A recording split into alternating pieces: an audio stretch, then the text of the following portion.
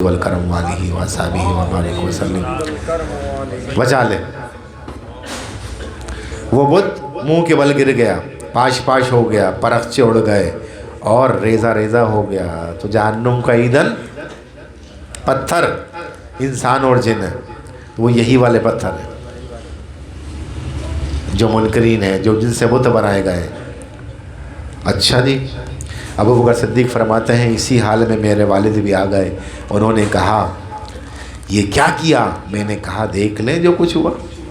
اللہ اکبر۔ وہ مجھے پکڑ کر میری والدہ کے پاس لے گئے اور بت کو توڑنے کا قصہ بیان کیا۔ والدہ نے کہا اسے چھوڑ دو، اس کی وجہ سے اللہ تعالیٰ نے مجھے نجات دی۔ ابو بکر صدیق کی والدہ نے کہا ایک دن مجھے درد زاہ ہوا جب کہ میرے پاس کوئی شخص نہ تھا، اس وقت میں نے غائبانہ آواز سنی کہ اے اللہ کی بندی، یقیناً تجھے عتیق بچے کی خوشخبری ہے۔ عتیق کی کیا معنی ہے؟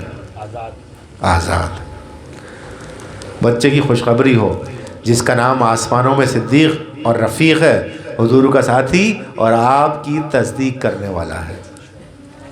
حضرت ابو ہریرہ رضی اللہ تعالیٰ عنہ فرماتے ہیں جب ابو بکر کے کلام ختم ہوا تو حضرت جبرائیل امین وحی لے کر نازل ہو گئے۔ سرکار دو جب یہ کلام ہو رہا تھا ہوئے اور عرض کی ابو بکر نے سچ کہا، 3 بار اس کی تصدیق کی۔ لو بھائی، آسمانی تصدیق بھی آ گئی۔ اللہ اکبر۔ صدق کیا ہے یاد رکھنا ہی ہے۔ اللہ اکبر، تصدیق ہو گئی۔ حضرت ابو بکر کی یہ شان ہے کہ سچے ہیں، ایماندار ہیں، پرہیزگار۔ بتوں سے نفرت، پیدائشی طور پر بتوں کے دشمن۔ تحفظ البخاری میں یہ بات درج ہے۔ حضرت ابو بکر صدیق رضی اللہ عنہ جس معاشرے میں رہتے تھے، ہر طرف اندھیرا، ہر گلی میں شراب، ہر طرف جھوٹ تھا۔ آج شراب کو لے لو، دنیا کے کسی مذہب کی کسی کتاب میں شراب جائز نہیں ہے۔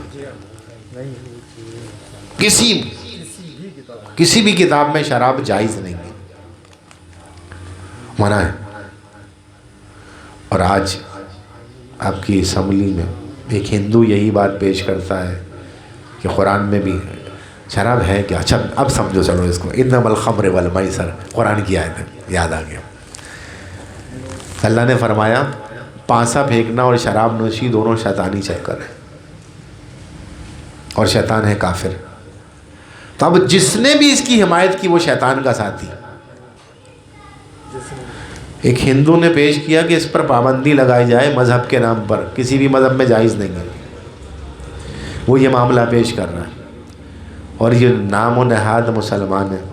ابھی جیسے میں نے بتایا تھا نا کہ زبان سے کہہ دیا لا الہ، زبان سے کہہ بھی دیا لا الہ تو کیا حاصل، دل و نگاہ مسلمان نہیں تو کچھ بھی نہیں۔ تو وہی والے مسلمان نہیں ہیں۔ وہ سب نے اکثریت سے اس کو رد کر دیا، اس بل کو، جس کی وجہ سے وہ بل پیش ہی نہیں ہو سکا۔ ایک ہندو کھڑا ہو کے یہ بات کہہ رہا ہے، تم تو اس سے بھی گئے گزرے ہو گئے۔ افسوس کا مقام ہے۔ ہر طرف ناچ گانا تھا، ہر طرف بے حیائی تھی۔ آج کل بھی یہی ہو رہا ہے۔ کوئی شادی ہو جائے، پوچھو بھائی ناچ گانا کیوں کر رہے ہو، تو بولے کوئی میت تھوڑی ہو گئی ہے، خوشی ہے تو ناچ گانا ہی کریں گے۔ تو پھر جب خوشی ہے تو ننگے ہو کے گھوما کرو پورے گھر میں۔ لیکن لوگوں کو سمجھ میں نہیں آتا، سمجھا کے پاس کہ لوگوں الغناء اشد من الزنا، گانے باجے زنا سے زیادہ بری چیز ہے، لیکن لوگ اس میں ملوث ہیں، سمجھتے ہی نہیں ہے بات کو۔ یہ ذرا سی دیر کا چسکا ہے، پھر جو کٹو گے نا تو لگے گا پتہ، ذرا سی دیر کی۔ جب تم اپنے معاشرے کو خود صحیح کرو گے تو سارا سسٹم خود بخود صحیح ہوگا۔ بہرحال میں بات کر رہا تھا ہر طرف۔ اچھا، یہ جتنی بھی نشانیاں ہیں سب جہالت کی ہیں، پلے درجے کی جہالت کی ہیں۔ سیدنا ابو بکر صدیق رضی اللہ تعالیٰ عنہ حضور صلی اللہ علیہ وسلم کی بارگاہ میں عرض کرتے ہیں حضور میں نے کبھی بت پرستی نہیں کی، جہالت کے دور میں بھی کبھی شراب میں نہیں پی اور نہ ہی کبھی جھوٹ بولا۔ حضور فرماتے ہیں صدقت ابو بکر، تو سچا ہے، تو نے سچ کہا۔ صدق یاد رکھنا، آخر میں سمجھاؤں گا انشاءاللہ۔ جس کی سچائی کی گواہی حضور دیں اس کی شان کا کون اندازہ کر سکتا ہے۔ صدیق اسے کہتے ہیں جس نے ماں کی گود سے لے کے قبر کی آغوش تک زندگی میں کبھی جھوٹ نہ بولا۔ اللہ اکبر، اللہ اکبر۔ تو بھائی میری بات کو سمجھنے کی کوشش کرو جو میں سمجھانا چاہ رہا ہوں۔ اگر نہیں سمجھو گے تو ہم بھی بیٹھیں گے، آپ بھی بیٹھو گے، آنا جانا لگا رہے گا، ایک آئے گا اور ایک جائے گا اور وقت تمام ہو جائے گا۔ یہ بات یاد رکھو، یہ تو چلتا رہے گا جب تک دنیا ہے، اور چلتا چلا آ رہا ہے۔ آج ہم ہیں، کل کوئی اور ہوگا، پرسوں کوئی اور ہوگا۔ آج آپ ہو، کل کوئی اور لوگ بیٹھے ہوں گے، یا نہیں تو کہیں اور بیٹھے ہوں گے۔ یاد آیا ایک مرتبہ اصحابہ کرام اور سرکار دو عالم صلی اللہ علیہ وسلم نے ایک جگہ تشریف لے جا رہے تھے۔ سرکار کی نگاہ ایک ٹیلے پر پڑی۔ سرکار نے اپنے اصحابہ کرام کو کہا دوڑو، اور دوڑ کر اس ٹیلے پر چڑھ جاؤ۔ ریت کا ٹیلا تھا، سب دوڑے اور دوڑ کے چڑھ گئے، سرکار کا حکم تھا۔ دیکھو اے حکم ماننا اس کو کہتے ہیں، سبحان اللہ، اس کو کہتے ہیں حکم ماننا۔ کچھ نہیں پوچھا، فوراً ٹیلے پہ چڑھ کے چلے گئے۔ جب چلے گئے ٹیلے پر چڑھ گئے، اب اتر کے جب واپس آئے، آقا یہ تو بتائیے ایسی کیا خصوصیت تھی، ہمیں تو کچھ نظر نہیں آیا۔ سرکار نے فرمایا کہ بنی اسرائیل کی ایک جماعت نے اس ٹیلے کے اوپر اللہ کا ذکر کیا تھا، اس ذکر کے سبب سے ابھی تک اس پہ انوار اور تجلیات کی بارش ہو رہی ہے، تو میں نے اس وجہ سے کہا اس ٹیلے پر چڑھ جاؤ تاکہ وہ انوار و تجلیات لوٹ لو تم بھی۔ سبحان اللہ۔ کیا سمجھے؟ کچھ نہیں سمجھے؟ یہاں بھی جو مل رہا ہے وہ بھی لوٹو، کچھ سمجھ جاؤ بھائی، یہاں بھی جو انوار گر رہے ہیں وہ بھی لوٹو۔ کتنا کھول کے سمجھاؤں، آمین، اللہم کچھ تو سمجھ جاؤ۔ اللہ رحم کرے ہم سب پر۔ اللہم آمین۔ اللہ اکبر کبیرہ وبحمدہ کثیرہ وبکرۃ واسیلہ۔ اللہ اکبر، اللہ اکبر۔ اب صدق سمجھا دوں پھر محفل تمام کرتے ہیں۔ صدق کیا ہے، یعنی سچائی کیا ہے؟ جس دن تیرا ظاہر اور باطن ایک ہو جائے سمجھے وہ صدق ہے۔ جس دن تیرا قول اور فعل ایک ہو جائے سمجھ جا وہ صدق ہے۔ جس دن تیرے افعال، اعمال، معاملات وہ ہو جائیں جو شریعت سے بندھے ہوئے سمجھ جا تو صدق قائم ہو گیا۔ اور جس دن تو اس صدق کو طریقت میں لے آیا، اس صدق کو، صدیق کا بیان ہے تو آج صدق سمجھا دو۔ طریقت کسے کہتے ہیں؟ چلنا، طریق سے نکلا ہے، طریق راستے کو کہتے ہیں طریقت۔ تو جس دن شریعت کی طریقت پر، جس دن شریعت کی طریقت پر، شریعت کی طریقت پر جس دن تو چل پڑا، کس طرح سے؟ سچائی کے ساتھ، یعنی جو اس کا حق ہے، اس دن ہر روز تیرا ایک درجہ بلند ہوگا۔ دیر کی بات نہیں کر رہا، ہر روز ایک درجہ بلند ہوگا، اور تو راہ سلوک کی منازل طے کرتا چلا جائے گا۔ راہ سلوک کی منازل طے کرتا چلا جائے گا۔ نہیں سمجھے؟ ارے سمجھ کے سمجھو کہ سمجھ کے سمجھنا بھی ایک سمجھ ہے، اور سمجھ کے نہ سمجھو تو حقیقت میں سبھی نہ سمجھو۔ جو سمجھانا چاہ رہا ہوں اس کو سمجھ جاؤ اپنی زندگی۔ شریعت کے تابع ہو جائے۔ ہاں، نظام بھائی نے بڑی اچھی بات کی کہ جب آپ کی دل کی دھڑکنیں شریعت کے تابع ہو جائیں تو سمجھ جاؤ آپ صدق پہ قائم ہو گئے۔ کیسے؟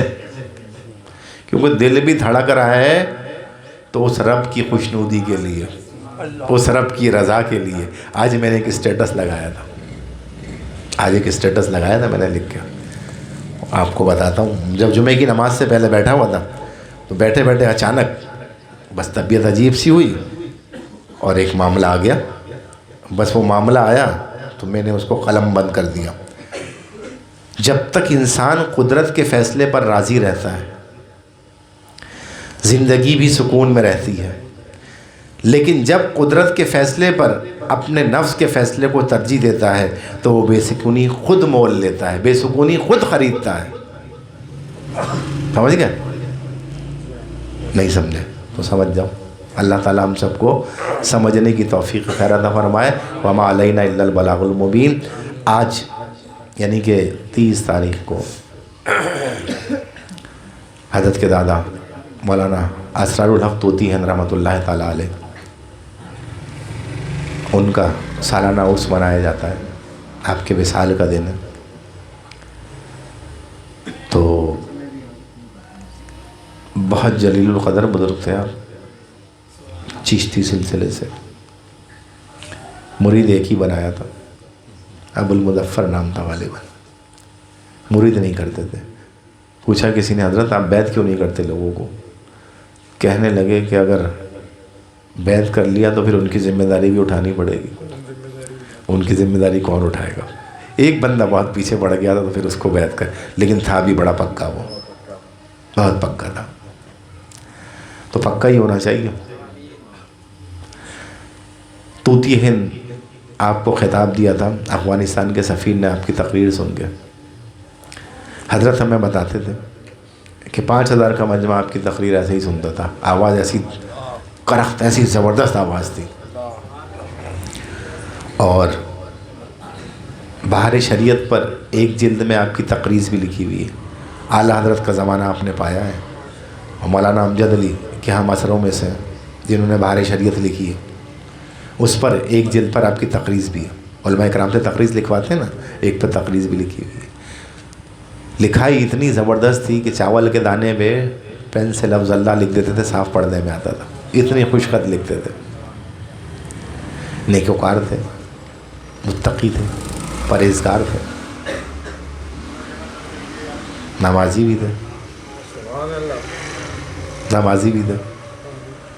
تو کیا نمازی ہونا نیک ہونے کی دلیل ہے؟ کوئی اور خصوصیات تھی تو وہ یہ مقام پہ پہنچے نا. نماز تو بہت پڑھتے ہیں. کتنے پڑھتے ہیں نماز؟ تو کچھ بات تو تھی نا کہ وہ نماز تھی کہ جس سے ان کو یہ مقام حاصل ہوا. وہ بیان تھا جس سے ان کو وہ مقام حاصل ہوا. بیان تو بہت ہوتے ہیں، سمجھ رہے؟ تو اس حقیقت کو سمجھو لوگوں. اپنی زندگیاں تبدیل کرو، اپنے بچوں کی زندگی تبدیل کرو. ان روایات سے، ان خرافات سے باہر نکلو اور نماز کو سمجھو کہ نماز ہے کیا. ڈاکٹر اقبال کا ایک شعر ہے نا، بہت گہری بات کہتے ہیں، اس کو سمجھنے کی ضرورت ہے. وہ شعر کچھ اس طرح سے ہے،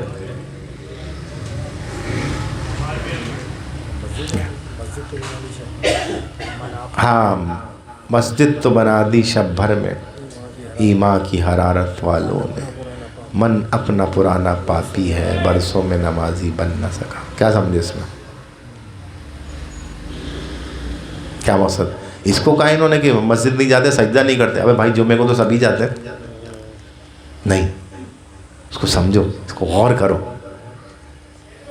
کہ عمارت تو سب کھڑی کر دیتے ہیں، کوئی دیر نہیں لگتی جذبے کے ساتھ، اور نماز کے لیے بھی جاتے ہیں اسے. لیکن وہ نماز نہیں حاصل کرتے جس کے متعلق قرآن میں فرمایا ان الصلاۃ تنہا عن الفحشاء والمنکر. جو وہ نماز پا لیتا ہے وہ اسرار الحق ہو جاتا ہے. سمجھ گئے؟ اور بہت سارے ولی اللہ ہیں وہ نثار الحق ہو جاتا ہے جو وہ نماز پا لیتا ہے. کیوں؟ کہتا ہے نا، مسجد تو بنا دی شب بھر میں ایمان کی حرارت والوں نے، من اپنا پرانا پاپی ہے برسوں میں نمازی بن نہ سکا.